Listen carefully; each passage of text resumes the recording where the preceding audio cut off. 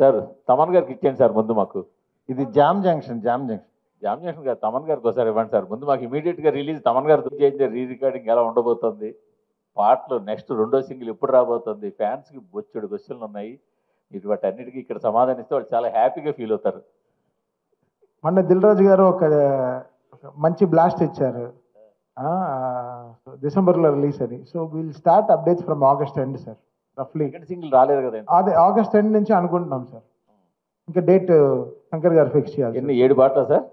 Sir 7 పాటలా? Actually 7 పాటలు ఉన్నాయి sir. ఏ పాట రిలీజ్ చేస్తామని ఇంకా డిసైడ్ చేయలేదు.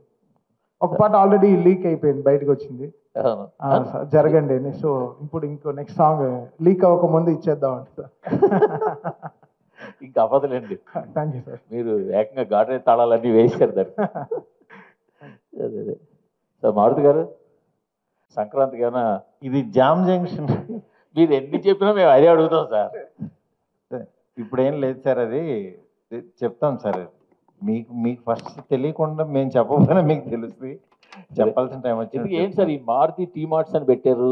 సో ఒక యూత్ని, టాలెంట్ని అందరినీ ఎంకరేజ్ చేయడానికి మీరు మొదటి నుంచి కూడా అసలు ఆ విషయంలో ముందుంటారు. ఒక సినిమాలో ఏదో ఒకటి కొత్త టీము, కొత్త ఆలోచన. అంటే మెయిన్ తను చెప్పిన ఐడియా బాగుంది.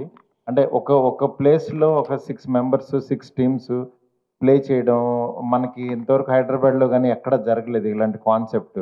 ఈ కాన్సెప్ట్ కొత్తగా ఉంది, డెఫినెట్గా చేద్దామని అనిపించింది. దాంతో వీళ్ళందరూ టీం అందరూ బాగా చేస్తున్నారు. ఓకే చేద్దామని చెప్పి నేను కానీ ఎస్కే ఇద్దరం కూడా అనుకుని దెన్ వీఆర్ మూవింగ్. అట్లా అంటే దీనికి కూడా ఒక టైప్ ఆఫ్ ఇన్వెస్ట్మెంట్ ఇది కూడా. అంటే ఇప్పుడు మన ఐపీఎల్ టీమ్స్ రకరకాలుగా వస్తున్నాయి అంటే అలాగేమన్నా ఇది తెలియకుండా తర్వాత గ్రో అవుతుందండి బాగా. ఎందుకంటే టీమ్స్ అందరికి కూడా ఇప్పుడు నిజంగానే ఇది సీరియస్గా తీసుకున్నారా లేదా అనే చాలా మందికి డౌట్ ఉంటుంది. బట్ ఇది ఒక్కసారి బయటకు వచ్చిన తర్వాత ఇది మేము ఎలా చూస్తున్నాం అనేది నిజంగా ఇందులో పార్టిసిపేట్ చేసిన వాళ్ళకి అర్థమవుతుంది. అందుకని చెప్పి ఇది తర్వాత చాలా పెద్దగా గ్రో అవుతుంది. అందుకని చెప్పి దీన్ని ఇప్పుడు బిగినింగ్ స్టేజ్ కాబట్టి కొంచెం ఎలా ఉంటుంది, బట్ దీన్ని నెక్స్ట్ లెవెల్కి తీసుకెళ్ళిపోతున్నాం. డెఫినెట్గా చాలా పెద్ద రేంజ్లో ఆడియన్స్కి ముందు చూపించబోతున్నాం సార్. శ్రీ గారు 6 స్టేజెస్ అని అంటున్నారు, 6 బ్యాండ్స్ అని అంటున్నారు. మామూలుగా మనం ఏ బ్యాండ్ చూసుకున్నా ఒకటేసారి ఒక స్టేజ్ మీద ఒక బ్యాండ్ పర్ఫామ్ చేస్తుంది కదా. So at a time 6 bands అన్నది ఎలా మేనేజ్ చేస్తారు, ఎలాంటి ప్రికాషన్స్ తీసుకున్నారు? That is jam junction USP అండి. The formula we invented, the software develop చేసేది కూడా అంతే.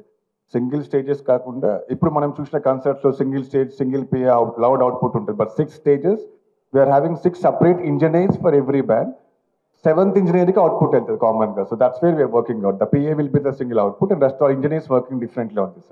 సో ప్రొడక్షన్ అదంతా ఎట్లా వర్కౌట్ చేశారు? సో దట్స్ వాట్ అండి, మేము మారుతి సార్ కూర్చొని working on the numbers. So it's we're doing it on large scale. మీకు ఇంత ముందు చూడండి ఎప్పుడు లైటింగ్, సౌండ్ ఎఫెక్ట్ అంతా we're trying to give there. Like almost ఒక 150 స్పీకర్స్, 60 whoopers, 1500 లైట్స్తో we're creating a good thing, hanging screens and all.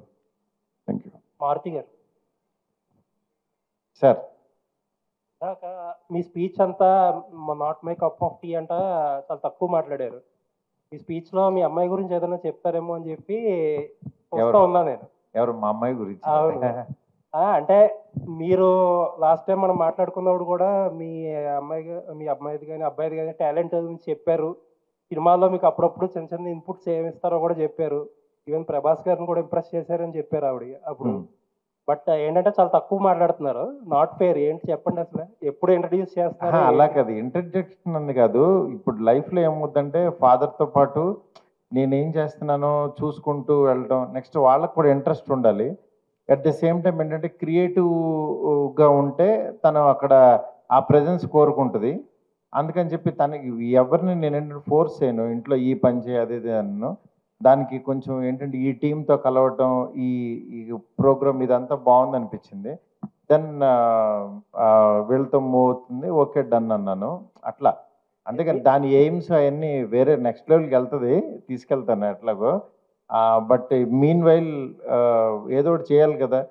అంటే first ఏంటంటే గర్ల్స్ ఇప్పుడు చాలా క్రియేటివ్గా ఉన్నారు, నెక్స్ట్ లెవెల్ ఆలోచిస్తున్నారు. అలా వెళ్తూ ఉంటే బాగుంటుందని నేను కూడా ఎంకరేజ్ చేస్తున్నాను. లేదు మీరు ఫోర్స్ చేస్తారో అది ఇది అని నేను అనట్లేదు కానీ అదే బట్ ఏంటంటే ప్రభాస్ గారి సినిమాకు కూడా ఎంతో వాడేనని చెప్పి అసలు కొంచెం కూడా మాట్లాడట్లేదని నేను అడుగుతున్నాను.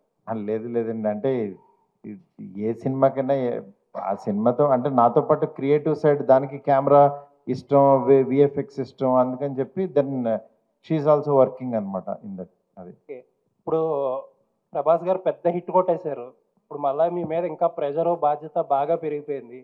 ఏంటి నెక్స్ట్ వచ్చే సినిమా మీదేనా? ఎప్పుడు స్టార్ట్ నేను జామ్ జంక్షన్ గురించి జామ్ జంక్షన్ అదే గురించి మీరు అంటే నెక్స్ట్ ప్రెస్ మీట్ కి వస్తారా బిజీ అయిపోతారా అని తెలుసుకోవడానికి క్వశ్చన్ అడుగుతున్నాం అన్నమాట.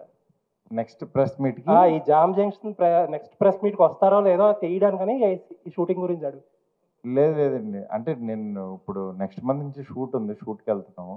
ఓకే. నాకు ప్రెషర్ అనే ఫీల్ అయితే ఫస్ట్ అసలు ఈ ఫంక్షన్కి రాను, ప్రెషర్లో దుప్పటి కప్పుకుని పడుకుని ఉంటాను.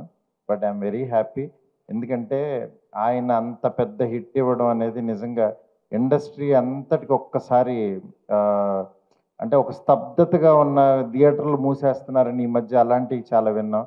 ఒక్కసారి థియేటర్లు అన్నిటికీ కళ్ళొచ్చి ఇళ్లలోంచి జనం అందరూ వెళ్ళి అంత కలెక్ట్ చేయడం నిజంగా అది అద్భుతం. అలాంటి అద్భుతాలు ఆయన ఎన్నో చేయాలని, ఆ అద్భుతంలో మా అద్భుతం కూడా ఉండాలని చెప్పి మనస్ఫూర్తి కోరుకుంటున్నాను. ఫార్వర్డ్ అండి, ఇంకొక 1000 కోట్ల సినిమా కోసం చూస్తున్నాం. తమన్ గారు మీ అందరి ఆశీస్సులు ఉంటే, మీ పక్కన ఉన్న పెద్ద ఆయన ఆశీస్సులు ఉంటే, ఎందుకంటే మేము ఎట్లా చిన్న చిన్న వాళ్ళని ఎంకరేజ్ చేస్తున్నామో అట్లా మూర్తి గారు కూడా కొంచెం మంచి మంచి కొత్తగా వచ్చే జర్నలిస్ట్ అందరిని ఎంకరేజ్ చేయాలని కోరుకుంటున్నాను నేను. అదే అందుకనే మీరు మన రాజేష్ని పక్కన పెట్టుకుని మీరు కూడా ఎంకరేజ్ చేయండి గురూజీ. తమన్ గారు ఇందాక గేమ్ చేంజర్ గురించి అప్డేట్ ఇచ్చారు, అది ఎలా వస్తుంది? మీ ఇద్దరు కాంబినేషన్ ఉన్నప్పుడు ఇంకా ఆ సినిమా గురించి ఏదో ఒకటి చెప్తే. అంటే మాకు ఇప్పుడు మీకు ఎలా ఇదో మేము స్ట్రెస్ చేసుకునే తిరుగుతున్నాం, డ్రెస్ చేసుకుని తిరగట్లేదు. మాకుండే ప్రాబ్లమ్స్ మాకున్నాయి. కల్కిలో ఆయన హిట్ కొట్టిన తర్వాత మాకు బట్ మాకేంటంటే చాలా రోజుల తర్వాత ప్రభాస్ గారు ఒక కమర్షియల్ ఆల్బమ్తో వస్తున్నారు. సో అది మాకు ఒక చిన్న బ్రీతింగ్, మంచి సాంగ్స్ డ్యాన్స్ నెంబర్స్ చేయడానికి మాకు మళ్ళీ ప్రభాస్ గారు ఇప్పుడు అలా చూడడం నాకు ఇంట్రెస్టింగ్గా ఉంది. So we just waiting for it. టెంటేటివ్గా ఫస్ట్ సింగిల్ ఎప్పుడు ఉండొచ్చు అండి? టెంటేటివ్గా ఫస్ట్ సింగిల్ నువ్వు అసలు ఆ సినిమా గురించి అడగద్దయ్యా అంటే నువ్వేంటే సినిమా కదా, ఇక్కడ జామ్ జంక్షన్ అని ఇదొక కార్యక్రమం, ఈ ప్రోగ్రామ్ గురించి మాట్లాడు హ్యాపీగా. మీడియా మిత్రులందరినీ మళ్ళీ ఇలా కలుసుకోవడం చాలా హ్యాపీగా ఉంది. Thank you so much.